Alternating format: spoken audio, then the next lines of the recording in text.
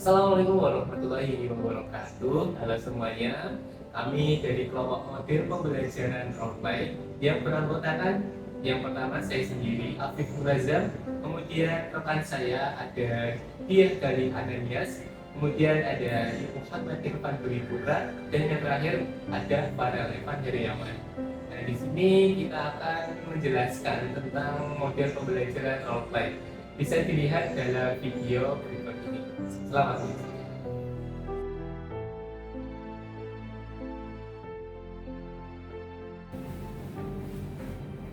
Baik, selamat pagi semuanya. Pagi.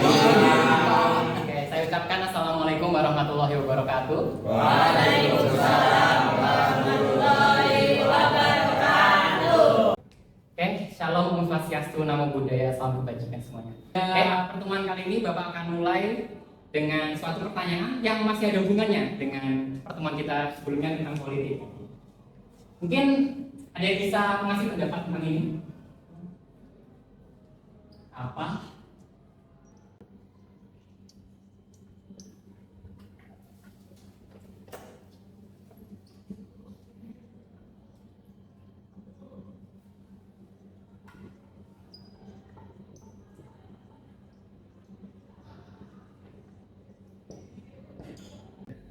Oke, apa tujuan dan manfaat diadakannya debat presiden? Saya mau jawab. Jadi tujuan dan manfaat diadakannya debat presiden itu agar masyarakat di negara tersebut lebih mengenal lagi apa yang pemimpin yang gimana, jadi apalah gitu. Jadi gitulah tujuan. Jawaban yang sangat masuk akal Mas Yusuf. Namun belum memenuhi ekspektasi saya. Oke, apa ada yang ingin berpendapat lain tentang soal ini?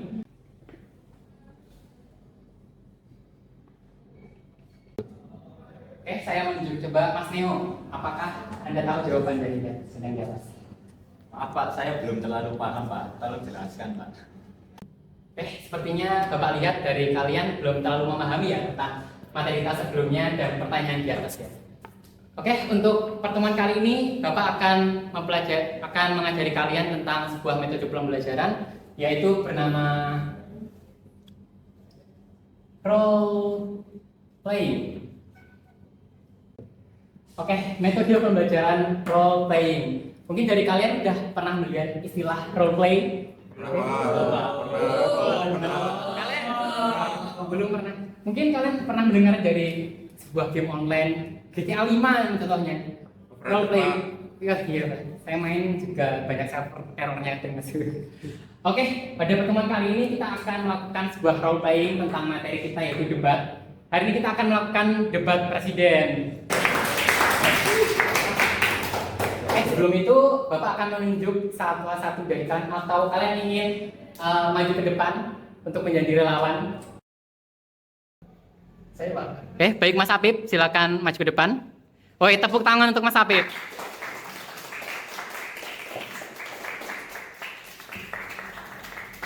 Baik, Mas Apip ini hebat sekali. Oke, untuk sisa dari kalian yang tidak maju ke depan, berarti ada berapa anak? 11 anak. Akan dibagi dalam dua kelompok. Yang ini ada berapa? 11 ya. Untuk sebelah kanan akan berada di kelompok 1 dan sebelah kiri akan berada di kelompok 2. Kalian paham? Untuk setiap kelompok akan ada satu perwakilan menjadi presidennya. Jadi akan ada 2 presiden dan tiap kelompok akan mengajukan satu tema untuk debat kali ini. Jadi akan ada 2 tema dan debat kali ini akan tipenya akan saling tanya jawab. Mungkin kalian sudah pernah melihat debat presiden kan? Nah, ya setidaknya kalian tahu lah untuk tanya jawab. Akan kalian kasih waktu dalam 30 menit. Oke, silakan berdiskusi.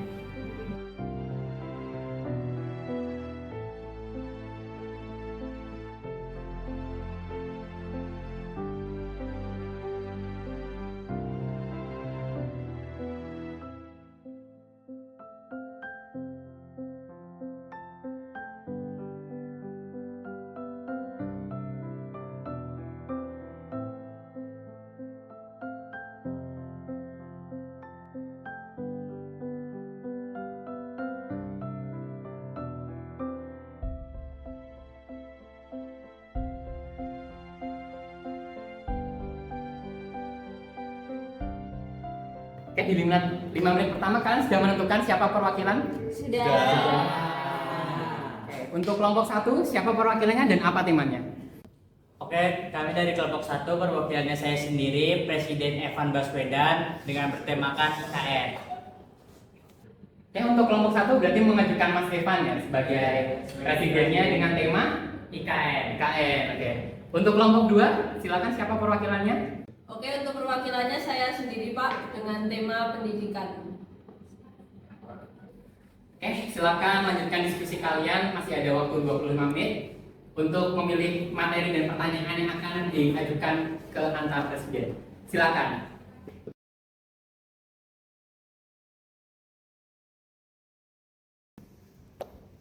Oke, baik, waktu telah menunjukkan pukul 10.30. 30 menit sudah buat kalian untuk diskusi. Silakan untuk Mas Apip.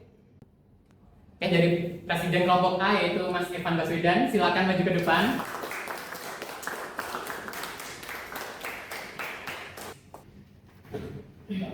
Oke, untuk selanjutnya dari kelompok 2 perwakilan Mbak Galih Pranowo, silakan maju ke depan. Allah.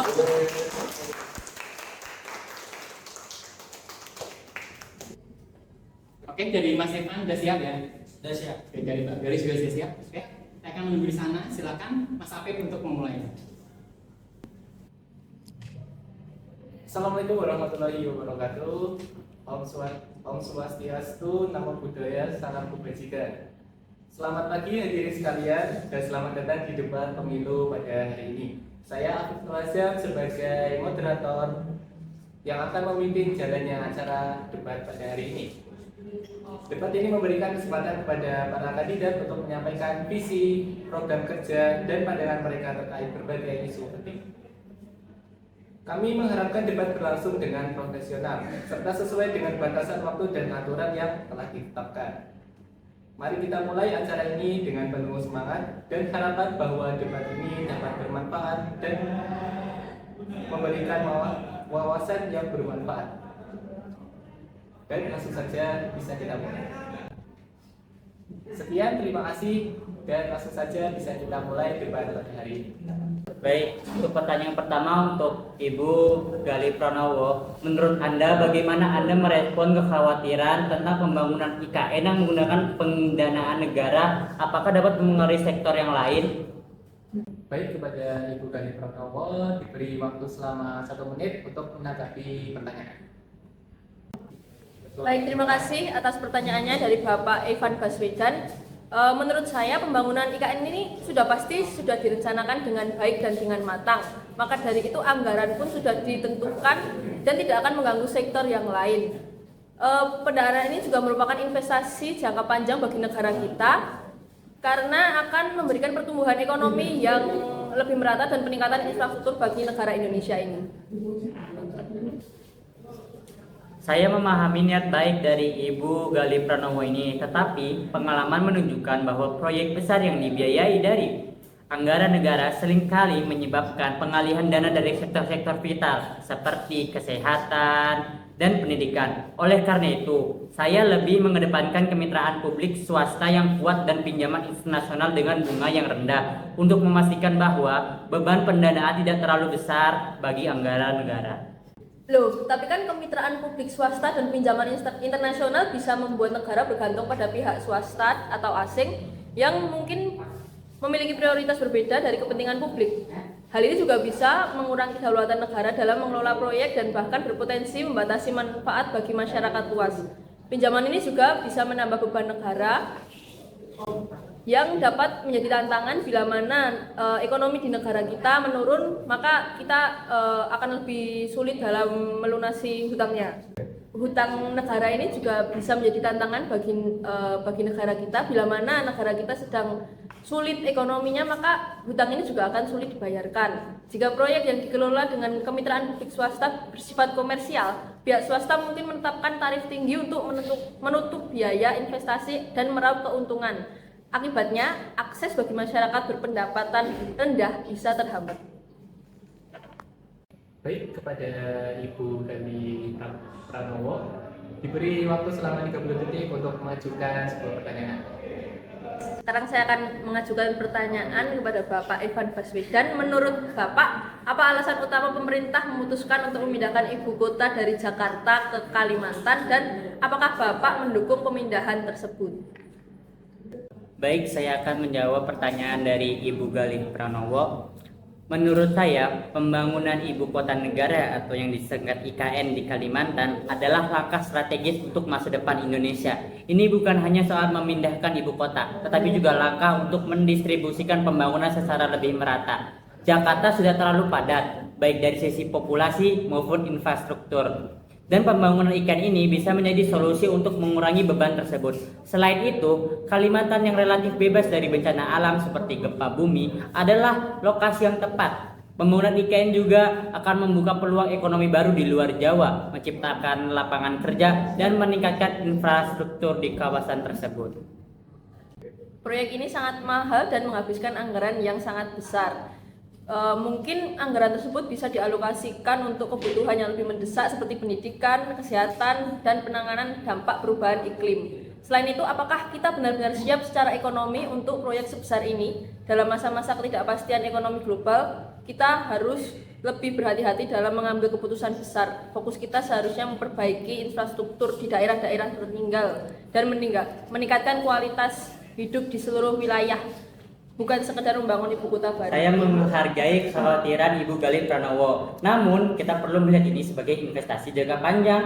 Biaya awal mungkin tinggi, tetapi keuntungan jangka panjang dari redistribusi pembangunan akan sangat signifikan. Dengan IKN, kita bisa mengurangi ketergantungan pada Jakarta dan Pulau Jawa yang sudah terlalu penuh. Kalimantan juga memiliki sumber daya alam yang besar dan pengembangan infrastruktur di sana dapat mempercepat pertumbuhan ekonomi daerah. Selain itu, pembangunan IKN tidak berarti mengabaikan sektor lain. Kita tetap bisa mengembangkan pendidikan dan kesehatan di seluruh Indonesia sambil tetap membangun ibu kota baru ini. Oke, baik. Untuk debat kali ini, Bapak rasa untuk role play menjadi presiden telah berhasil ya? Kita beri terima kasih untuk Mas Apip, Mas Evan dan Mbak Galih atas debatnya yang sangat hebat. Oke, aplaus untuk mereka semua.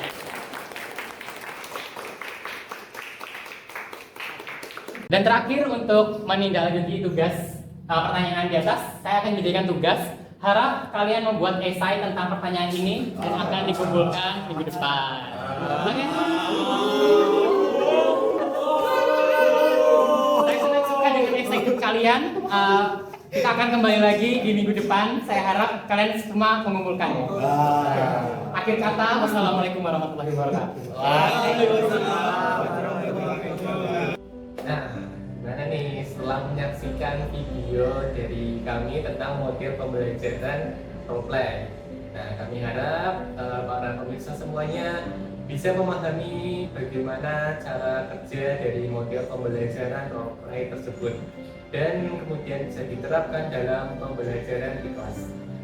Sekian dari kami, mohon maaf apabila ada kesalahan, kami mohon maaf sebesar-besarnya. Wassalamualaikum warahmatullahi wabarakatuh.